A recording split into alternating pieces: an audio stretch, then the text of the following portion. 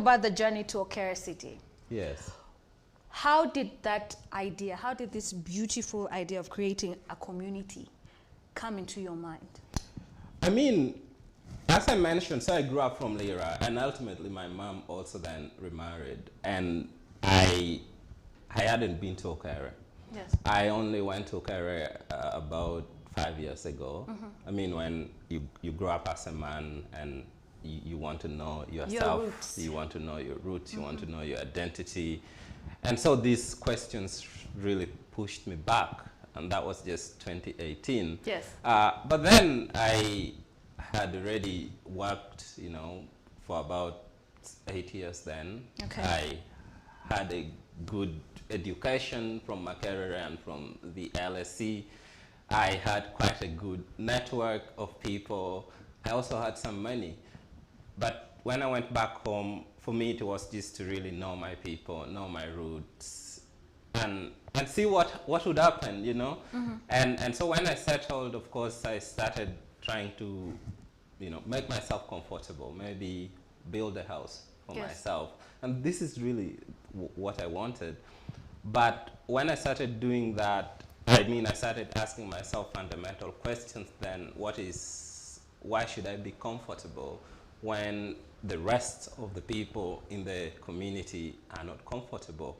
I mean, these are people still suffering from and reeling from the legacies of various forms of conflict, the LRA, destabilizations, the Karimojong, cattle rustling, and all these things.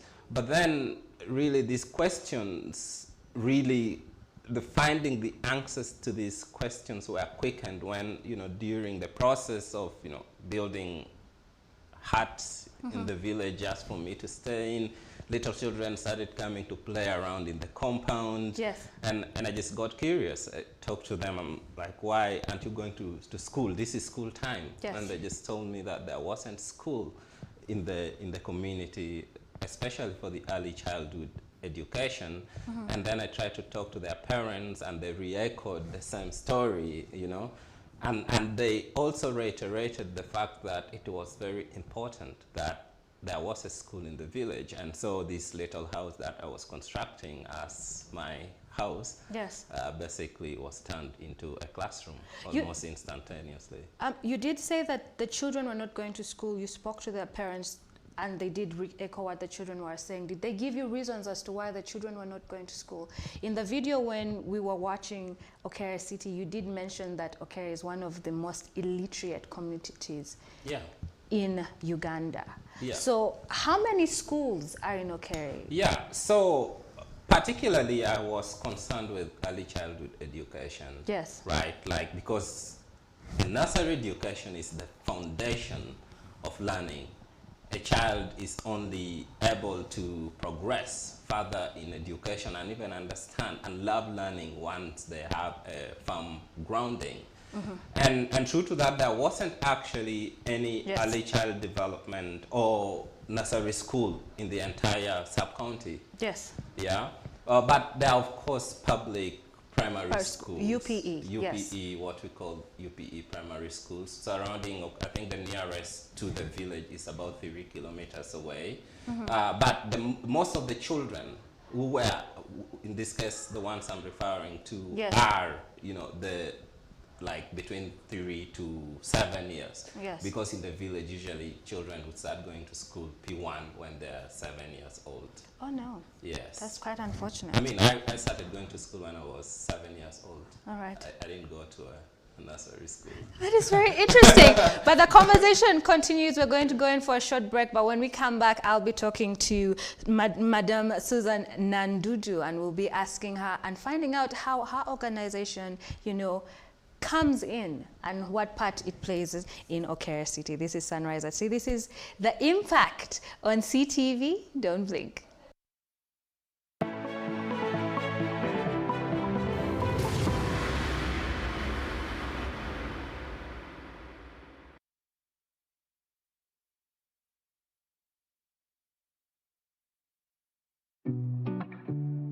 CTV is now on StarTimes. You can now catch all your favorite programs, our daily comprehensive news bulletins, and so much more on StarTimes channel number 248. Stay tuned for a world of endless possibilities. CTV. Don't blink.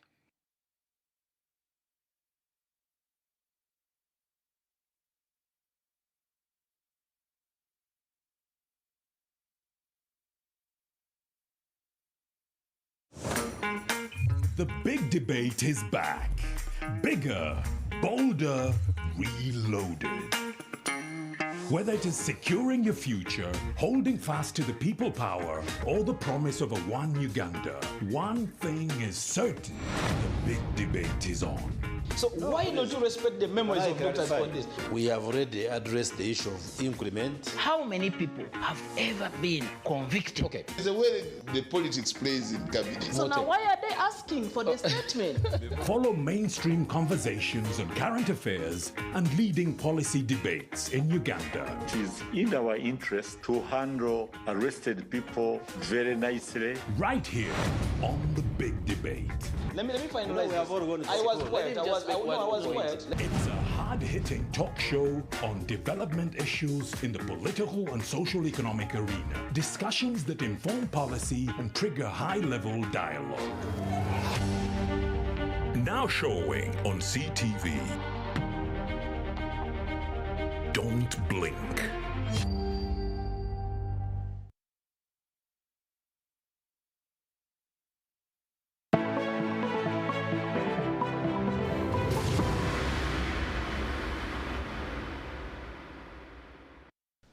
Welcome back. You're watching The Impact right here at CTV. My name is Apollo Sarah, and today we are discussing Okere City. In studio with me is Miss Susan Nandudu. I got that right now. Right. Yes, I did. And of course, CEO and founder of Okere City, that is Mr. Ojok Okello. So Miss Susan Nandudu, I would like to ask first, you're the ED of Africa Center for Trade and Development. What is the mandate and what is it that your organization does? Let's start from the beginning. Thank you. So, African Center for Trade and Development, ACTADE, is an NGO, and it contributes to the development processes of the country. And one of the things that we care so deeply about is sustainable development. All right. And climate change in particular. We've been concerned for a long time that climate change is here. It's not well understood, but it's impacting us significantly as a country, as a people, as communities. Yes. And when you see the communities in Okere, then you get to appreciate the realities, because sometimes urban-based communities do not fully appreciate the realities on the ground. So I've been with Ojok in the development discourse for some years. And very interestingly, we've hosted conversations around climate change. What is it? Yes. What causes it? What can people do about it to make life simpler, easier in a changing climate? And let me just take a minute to explain a bit around it. That the science tells us that because of human activities, yes, here what we identify with the most is we're cutting down trees, we are encroaching on wetlands, and these are called sinks. They take in the greenhouse gases like carbon dioxide and methane. The developed countries are putting out lots of greenhouse gases into the atmosphere. So the sinks that would be taking those gases in are normal. They are going at a very fast rate. Yes. And so there are disruptions with the climate system.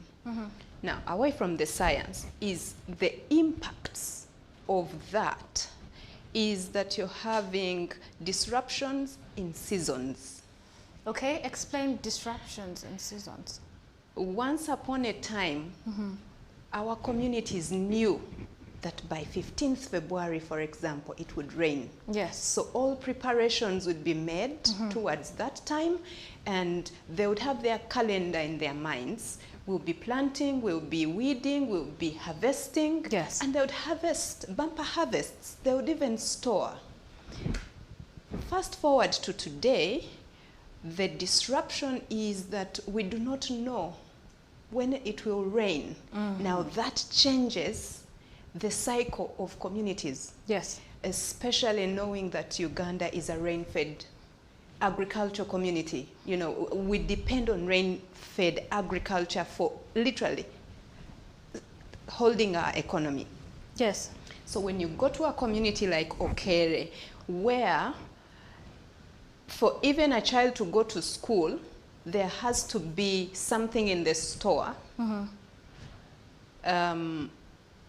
When that disruption happens, everything about their lifestyle is disrupted. Yes. So we have these conversations in Kampala, and Mr. Jock decides I have to do something about it. And this is the beauty of having people that are very inspiring like a Jock. Yes. That you move away from talking to doing. To doing. Yes. And let me tell you, the globe, the world, the United Nations Framework Convention on Climate Change is like a talk shop. We talk and talk and talk. We want to see more action, because what I haven't said yet is the impacts we are seeing today are going to be much, much worse in the future. So what actions are you taking towards climate change? So the very, very first step is to understand what we are dealing with. All right. So if we can build the knowledge and understanding is that the disruptions we are seeing, the increased, the drought, the floods, yes, those are natural phenomena, but they are going to increase in frequency and intensity. Okay. We have to appreciate that that's now the new reality, and then move another step to understand what can we do about it. Yes. So when we get to that level, then we have to mobilize all the resources. We mobilize each other as people, we mobilize the financial muscle that will help us to also get the technologies that are needed. You saw in Okere, they have adopted solar. There yes, is no umeme in Okere. But one of the solutions is to the impacts of climate change, and in a community like Okere, is that now you must add value to the resources that you have. Yes. Do not cut those trees. The video didn't tell us that shea nut tree takes so many years to grow. To cut it takes just minutes. True. We don't want that resource to go down. So what Okere City is doing is to add value to the tree, and by doing that, add value to the lives of the people. Okay. So they are translating the shea nut into shea butter, and we need to build the demand in Kampala and around the globe so that those people back in Okere will keep the trees standing. Okay. So your point in this equation is to encourage the people of Okere to preserve the environment. And do you also help them cope with the ever-changing seasons and the alterations in the seasons as well? Well, you see, Okere is quite new, and it has largely been dependent on Mr. Jock and his personal resources. I think what he is doing is inviting us and the rest of the world to support these communities. Now, one of the things I am excited about is that we want to go to the community and appreciate their lifestyle before then prescribing the things that we do, because we normally pick from the science, all right, which is Well, we depend on the IPCC, the Intergovernmental Panel on Climate Change for the Science, which tells us the causes, the impacts, and the solutions. Yes. But sometimes those solutions do not really work. Match with the community and their lifestyle. So can we, like his approach is, interact with the people and together come up with solutions that are designed and bred by the community that will work? Because I already learned from him that irrigation will not work, for example. Where is the water source? And how reliable is that source? So what can we do with the indigenous knowledge and the science to merge to help these communities to survive and thrive during the changing climate? All right. Yes. Maybe if I could add, I mean, because of these complex global challenges that we face, it basically means that the particular problems and challenges that the people in Okere are facing are not peculiar to them. You know, all villages in Uganda and most places in the continent actually suffer from similar challenges that the people in this village are facing. And because of this realization, at the global level, the United Nations came up with what we now call the Sustainable Development Goals. Yes. You know, and one of these goals, in fact, the last one, you know, emphasizes the significance of partnerships and collaborations. Yes. And that is why we are then working with organizations like the African Center for Trade and Development, the Konrad Adenauer Stiftung, for instance, to make sure that we showcase, you know, the example of what is happening in Okere. Yes. To make sure that we rally a community of like-minded people, of like-minded individual organizations, you know, across the world, you know, to shine a light, one, but also to learn from some of these practical solutions that we are offering to the multiple and complex problems of development that bedefiles the continent. All right, so I would like to ask you this question, and I want to take it out of your mission statement for Okere City. And it says, to work with rural households in Okere Parish as partners to access and create economic and social opportunities that will stimulate catalytic, holistic, and sustainable rural development. So how are you ensuring sustainable rural development? I would like to know the progress from when you initially started and launched Okere City back in 2019 and to now. And for my other question, follow-up question will be, how were you able to manage during the pandemic? Because unfortunately, when you had just started, then we went into a whole 2 years of everything just going on pause because of the pandemic. So how, for my first question, how are you ensuring sustainable rural development in Okere City? Yeah, so, I mean, we have seen from history of development practice that many projects have been implemented in Uganda, in Africa, and in northern Uganda particularly. We had NUSAF, you know, we had this PRDP, all these grandiose, you know, and big programs. But so most of the times you go back and you really can't trace. You find that a poor community that was served 10 years ago still live in worse conditions, similar or even worse conditions. And so that is why then for me as a development expert become so keen in understanding why do these programs fail. And one of the reasons they actually fail, there are two very major reasons why they fail. One is that usually most of these projects are up, you know, up, down, or up, bottom, whatever you call it, but they're designed from Kampala, you know, you know, and then just basically picked and taken to some village to be implemented. And in the process, the voices and agencies of the local people are neglected. Not being addressed. And then once the people do not have the power to define the kind of livelihoods, to define the kind of future that they want, then that is not going to work. You know, and that is why for us to make sure that our interventions actually work, we are working from a participatory bottom-up approach, Yes. where people are not only consulted, where people are not only involved in every nitty-gritty of the interventions that we are having, but also their voices, you know, Are and being perspectives heard, yes. and insights are being not only heard, but actually implemented. And you Yes. know what? Even working with them to make sure that they are at the center stage of the implementation. That is why if you come to Okere, you know, everybody running everything is Okere, is a community member. There is basically no alien beings or so-called people from the From outside. outside. In fact, I am like the outsider in most cases. Yes. Which is okay, because I want them to be at the center stage of defining their destiny and shaping the kind of future they want, so that when I die, I mean, they continue. Exactly. Right?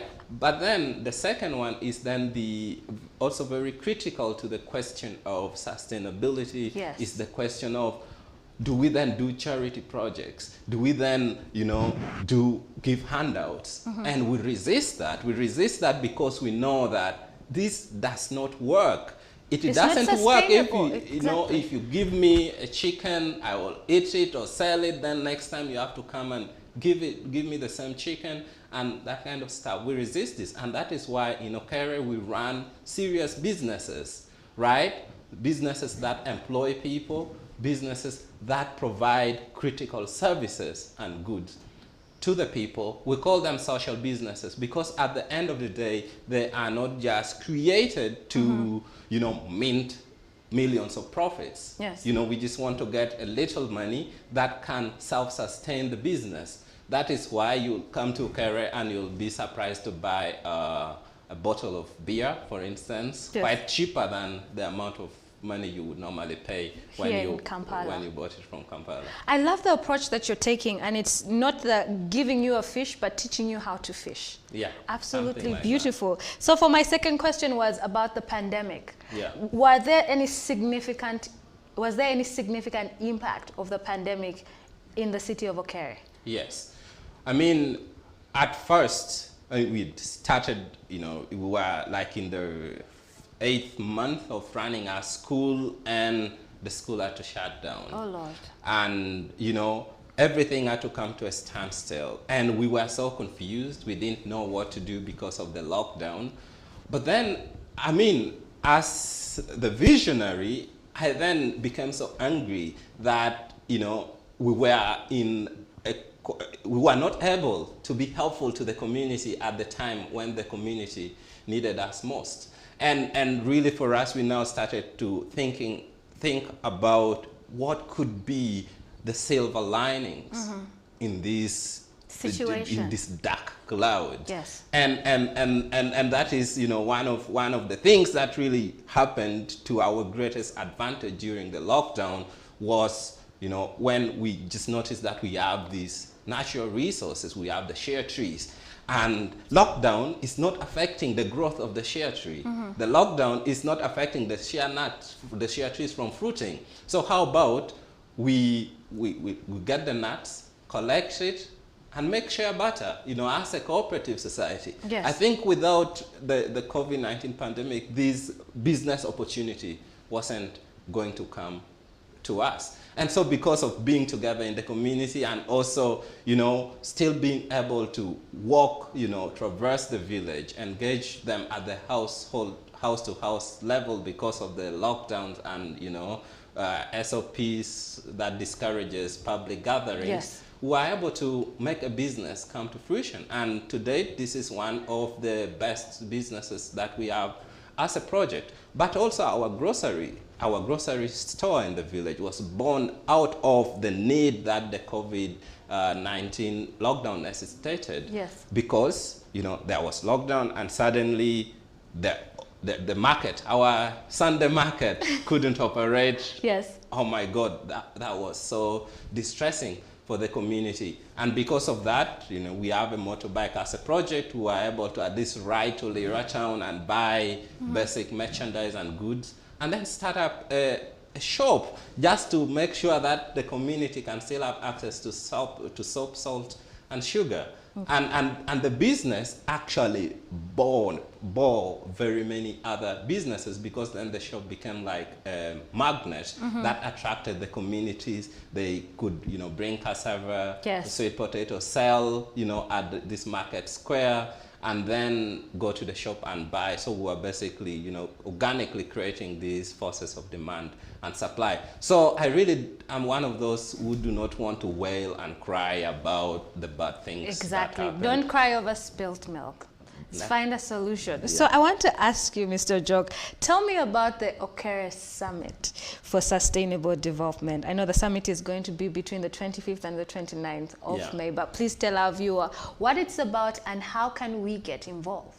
Yeah, so the Okere Summit for Sustainable Development was born out of these, you know, idea, but perhaps disgruntlement that, you know, international development or even rural development discussions, you know, happen either in New York, and when you come here, they're at conference halls, you know, in Kampala, at Sheraton and Protea, and all this, and you have all these experts coming to talk about how poverty is bad. Many of them have never experienced what poverty actually feels like.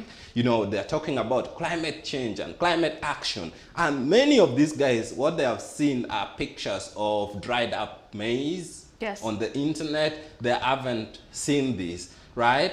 They can't relate. Yeah, they talk about floods. And all they have seen is how Boise is swamped up. They don't actually have these actual realities of what happens. So the Okere Summit for Sustainable Development really turns this around and imagines, you know, how about we have these critical conversations about sustainable development in a place that actually needs some of these interventions the most, but also a place that is demonstrating, you know, that some of these things we just talk about in conferences are actually not mere talks. They could actually, you know, be implemented and practiced. So basically what we want to then create is, I mean, if you know Davos, you know, every global leaders descend to Davos in Switzerland. You know, it's a small Swiss village where they discuss the future of the world.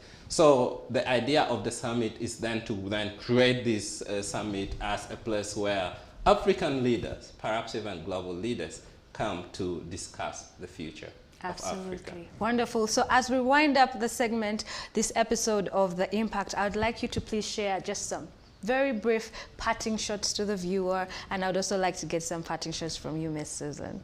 Yeah, thank you very much. So ultimately, the idea of Okere City isn't just about a small little village in northern Uganda. The idea of Okere City is about, you know, making sure that as Ugandans, as Africans, we think about what we can do for our communities, right? And then learning, just learn one or two things from what we are doing, go back to your communities and do something. But also, generally, I do pray and hope that this idea, you know, can be picked up by governments, you know, by development actors, you know, across the world, and that it can be replicated across the African continent. Thank you so much. And yes, you, Ms. Susan? Thank you for having us.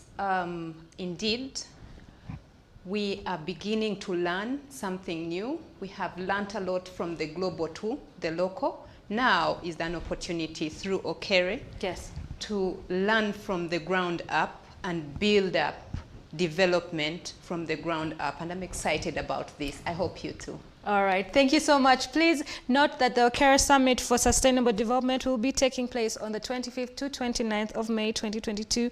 And the theme this year is Reimagining Rural Futures. I absolutely believe that. Well, until next time, my name is Apollo Sarah, and this is The Impact. Keep watching CTV.